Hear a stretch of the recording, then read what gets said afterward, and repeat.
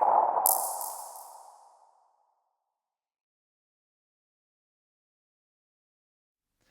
everyone, it's James here from Pro Tools Expert. I am down with Mike Aiton. He has invited us down to his shed at the bottom of his garden to have a look at his Slate Raven, his setup, and look at the very exciting version 2.0 software. So let's go in and have a look. Well, thanks for inviting us over, Mike. It's a pleasure to get to see this thing up close and personal.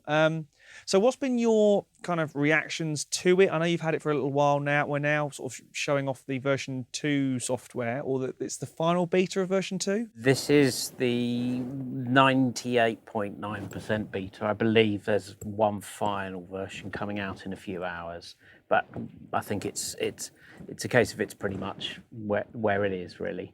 It's very exciting. We've only had this for a few days, really, to be able to play with it, and a lot of it is very brand new to me, but it's fantastic. My reaction to the whole kind of Raven scene is it's kind of put the fun back into sound. And my big experience and what I really got about it was that because you reach out and you touch audio, you touch plugins, you get that same kind of thing that you and Russ have talked about where you're touching gear. It's that same form of physical interface where I think where you don't get that with the mouse so much. You can feel quite removed with the mouse and much more computery. And when you're actually digging in, and I love to just dig in and touch a piece of audio and select it and do something. To me, it feels I'm more involved with my audio. Cool. So it's here. We've seen the videos that Stephen's put up and they've all been great. But the one thing, say, as someone who is about to hopefully get their Raven, is it complicated to set up? What's the connections? Am I going to spend 3 weeks on the phone to tech support? Let's have a quick look at the. And bear in mind, I'm a drummer when all's said and done. So if I can set it up, anybody can. So what's the setup process? Part of the beauty of this is it's very, very simple indeed. There are basically two connections. One is a DVI for the screen. The second thing is a USB 2 connection, which send some of the control data. And that's it. So 2 physical connectors to the screen. You're up and running. It's simple. And on a Mac, you plug it in, DVI, connect it. It's there. It recognizes it. Off you go. First process you would have to do is to actually calibrate the screen. Okay, so that means that your Raven is set up for your touch and your hands. And indeed, we'll have different amounts or different widths of fingers, different physicalities, and I won't show you now because I've actually got software loaded, but all that happens when you load the calibration up is you get 4 little crosshairs that appear at different points on the screen, and it asks you to touch them. And it learns from where, because if you're sitting directly in front of it and you're touching it like that, it learns from where you think you are touching it. It goes, okay, all right, that's what he thinks is there, and how wide his finger is, what's going on. So it's learning me and how I touch it and how I feel effectively. And does it create like a profile, No, it stores that in its how it works, and if you came along and wanted to hire my studio for the day, you would just quickly. It's a 2-minute process to do. You would set it up for yourself, and then when I come in the next morning, I might go, it's not. It might be responding differently. It might not be, but if it was, I'd just go. I'll calibrate it. Off we go. We calibrate it, and we're away. Awesome. And so once you've calibrated your screen, so the touch sensitivity knows what's going on. You then have to load. So when you come in the morning, everything's kind of asleep effectively. First thing you would do is load up NAFI. Now, NAFI is a little, here we go. It's a piece of software written by Paul Nerink, who most of you in post-production will know from his post-production tools. It's a piece of software that helps, I'm going to be careful what I say here just because I don't 100% understand it, if I were to be honest. Fair enough. But it enables the Raven to use Huey to talk down this NAFI, and because it's the same software, isn't it, that's used on Paul's iPad app as well? Correct. So just because it's got a Fi bit in it doesn't mean there's anything to do with Wi-Fi or there's no actual Wi-Fi connections. It's just it's effectively a networking protocol that's actually happening down your USB, as far as I'm aware. Cool. I do have Wi-Fi on this Pro Tools PC, but I'm not using it. It's turned off most of the time. Cool. So you load up NAFi, that's the order. Then you would load Pro Tools. Pro Tools 11 is loaded. And then you load up your Raven software. So NAFi, Pro Tools 11, and then up comes the Raven software. Now, when you first load up the Raven software, the first thing you have to do is what's called synchronize your session. Now, this is because there are two forms of mixer within the Raven software. There's what's called the external mixer, which is this. And that's the Raven mixer. This is the Raven mixer, which is designed by Stephen, and that's effectively their standalone mixer, but it's still controlling what's going on in Pro Tools, but it's their interface and what it looks like. Now, a lot of us kind of go, oh, that looks a little bit unusual, or it's different, or I don't want to have to deal with another mixer. So there is another mixer, which is the internal mixer. Now, this is where the Raven software is integrating into the Pro Tools mixer. Now, if you look at that screen, you would say that's not much different from my usual Pro Tools mixer. Other than the little Raven icon down there. Indeed. But, down here. But the thing is, it is actually quite different, because don't forget, with the Pro Tools mixer, if I were to if I hide the Raven and I try and touch the Pro Tools mixer, I can only touch one thing at a time. It gets grumpy because the operating system is only used to one mouse. Only one thing at a time can be touched. Of course, yeah. So the whole benefit of working with the Raven is you've got multi-touch. And it's up to 6 fingers? I believe on the MTi, which is this small 28-inch the baby one, Raven. Yeah, Raven Light, yes, mini Raven, is 6 faders or 6 different things touching at once. And on the large MTX, it's 10 at once. Cool. So this is the internal mixer, which to me, I like it because I can have my colours. In post-production, we have busy, complicated sessions that have a lot of tracks, often 50 to 100, 200 tracks. I can quickly see, here we go, red for dialogues, green for music, blue for effects, pink for voice. Here are my groups, here are my masters. Job done. It's quite simple to me. Anything that helps you work quicker, faster, like colours, is a good thing. So I like the integrated mixer a lot. And also it means if I'm sitting here mixing away and I want to reach out and, for instance, grab any particular plugin, it's just appeared on another window. That's where I was last. It's worth saying that Mike's got a number of screens running simultaneously. So if plugins appear and it appears to be dragged in, they have appeared, honestly. They really have. So what we'll do is make that one appear again. There we go. So I can reach out and grab any plugin I like and touch it. There we go. And the one thing we've been saying on the podcast and on sort of many and various recently is that there's no actual tactile. It's a screen. It's a smooth surface. But instantly, I've kind of grabbed hold of things and gone, do you know what? That's not as weird as I thought it was going to be. It's not. Obviously, maybe it's because I'm used to using an iPad for control or whatever. And this is far from a big iPad. It's so much more than that. But it doesn't feel weird. It doesn't feel. No, it's a hurdle. For some, it's a bigger hurdle than others. For me, the immediacy of just reaching out and touching a piece of audio and moving it, I mean, that to me is just effortless. And then I assume you agree it's starting to look a little bit more like a trailer now. Oh, I didn't like that edit, and I want it, Yeah, not my best music edit, but hey. So at the moment, obviously, we're in generic Pro Tools mode, and some might say that that's a bit wobbly, it's a bit vague, but you can go in and fine tune, can't you? The resolution. Let's have a look now at moving a fader. So I'm at 0 level here, ideally with your correct headroom and everything. That's where you should be for around sensible levels, and we want to ride it. Now, don't forget, these faders are way bigger than normal Pro Tools faders. So look at that difference in track size there. It's almost double the size. So automatically, you've got a bigger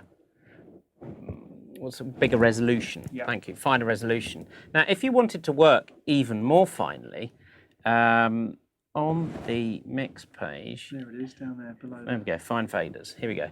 So we can see the faders have gone yellow. We can now work in a very fine. Now, if you look, fine resolution, I'm moving my finger up the entire height of the screen and down to the bottom to go up and down 10 dBs. Now, that is a massive amount of resolution. If you're riding a vocal or something, or a VO, then it's phenomenal. So I can also, if you notice, because I'm touching the screen and I've selected that fader, I can now move my hand away. I'm still riding that fader, even though I'm over here.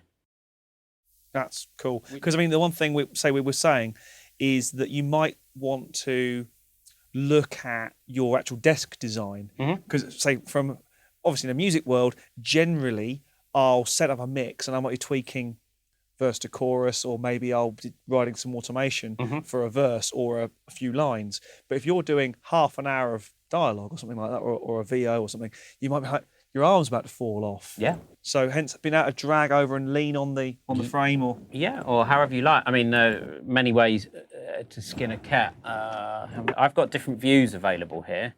So here's my default view. If I want to see my dialogues only, my music only, my effects only, all these kind of views are saved. And of course, my mixer is changing with that. I'm seeing different things. There we go. that's so cool. So many ways to skin a cat. Now, if you use window configs as well, if we watch this. So here we go. Do this This is a nice piece. Some of you may recognise it who watched the dipped or undipped M&E piece I did with Mike Thornton. This is a program called Truck World, which we've been cleared to use as an example. And if I was going along and I was mixing my dialogues, I can bring up, for instance, here we go. I select dialogue track 1, and these are my dialogue. So I happen to use Cedar. Sorry, I happen to use Sonox EQ. Here's my EQ. Here's my Cedar noise reduction, and here's my dynamics. Do this so you got to scratch your heads and come up with an idea, and invariably. And then if I wanted to mix everything on track 2, there we go. I'm now looking at this here are track 2s. So by window configs, I seem to have changed my window config there. There's a little error, but there we go. I have obviously deleted those window configs. So I can quickly select between bringing all my plugins up for a particular channel, and then I just make sure that I've still got that channel visible, so I can still ride its fader at the same time. Do this so you got to scratch your heads and come up with an idea, and invariably. I'm in bypass, which is why nothing's happening there. But anyway, using window configs, different layers, all sorts of things, different layouts, it's very quick to be able to swap between all of them. Now, maybe we should go through how to set up a session. Yes, definitely. Yeah.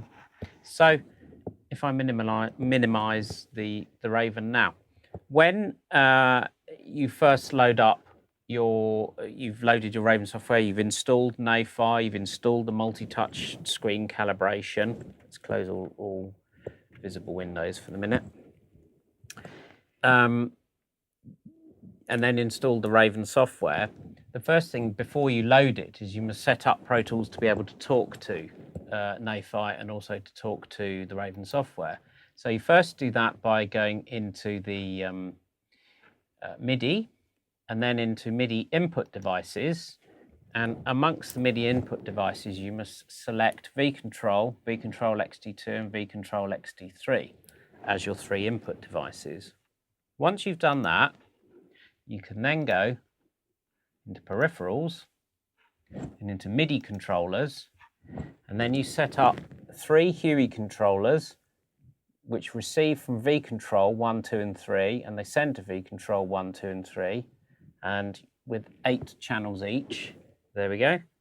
And once you've done all of that and your session's loaded, you can then load the Raven software. Once the Raven software is loaded, here it is already, some of you who are observant may notice if I indicate with my mouse over here, if I now show you what you have to do is line up the session. Now, if you notice now, you can see that the graphics have gone a bit wonky. So what we do is once you create a session, you set it up so that the graphics line up, and the new version 2 of this Raven software is able to cope with differential widths of tracks, meaning that if you have a 5.1 session, which has mono, stereo, 5.1, LCR, it's now able to accommodate all these different track widths, which is a complete bonus for us. We have previously been unable to do that with the Raven mixer, and you would have to work in the external mixer if you wanted to do surround. But now we can work in the internal mixer because it's able to graphically accept all these different track widths. So once you've lined up your session, the display, with the red line, the display then clicks in and shows you, drops down and enables you to be able to see over here, for instance, any dynamics metering or anything that you have in your Pro Tools 11 metering. So once we're set up like that, we're lined up, we're good to go. We can then flick between the edit and the mix window. Comme ça. Awesome. So one of the big things about version 2 is the whole macros thing.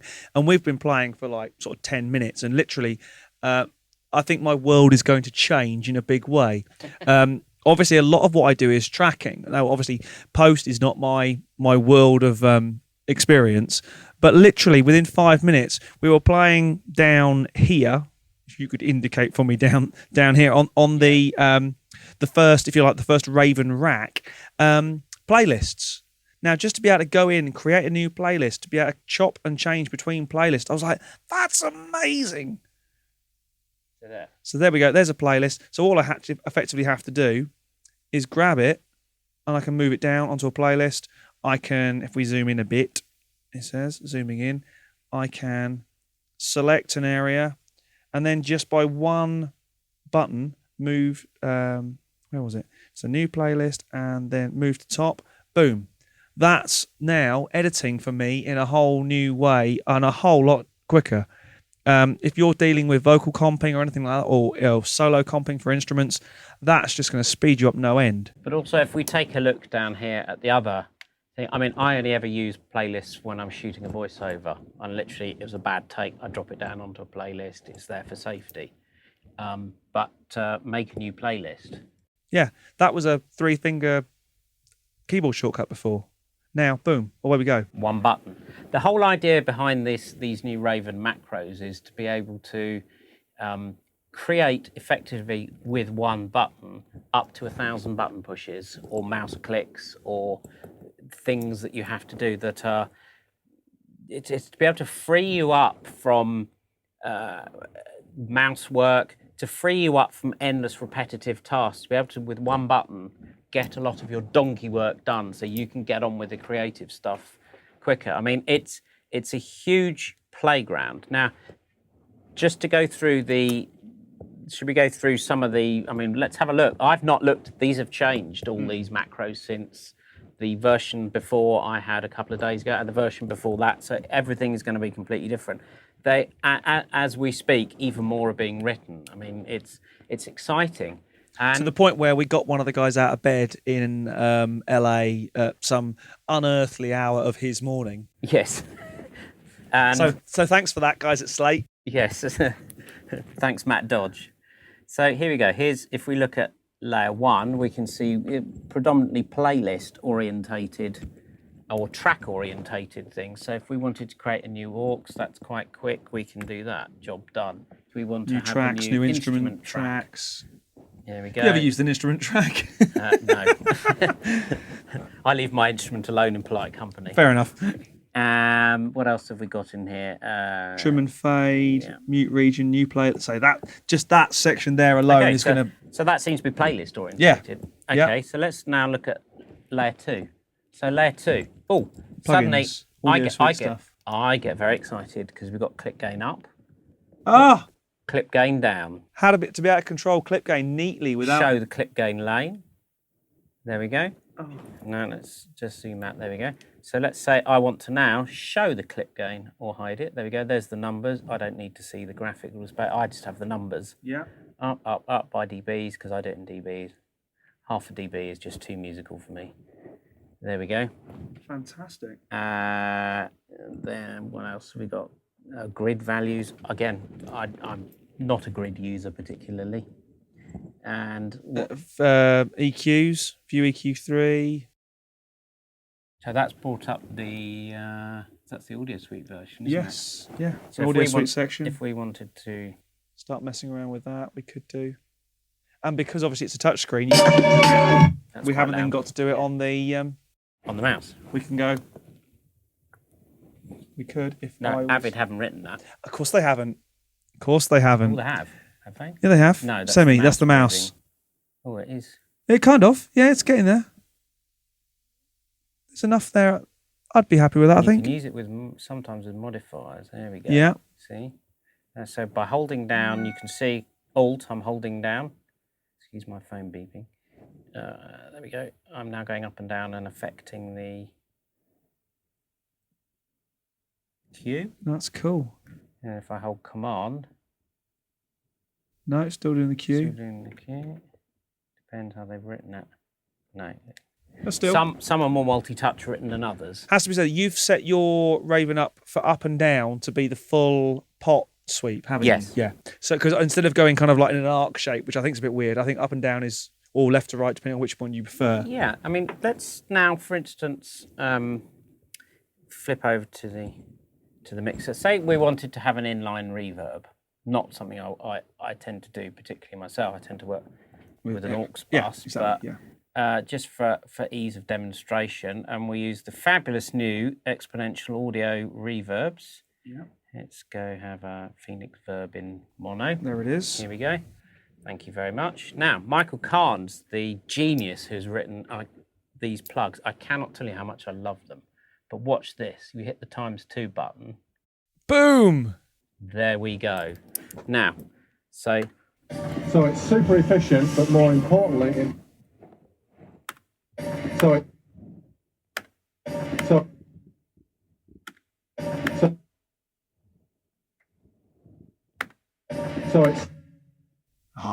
it's so cool. Just how easy is this to control? Watch. I move my fingers up and down, and it's just, this is a delight. This is playground time. Yeah.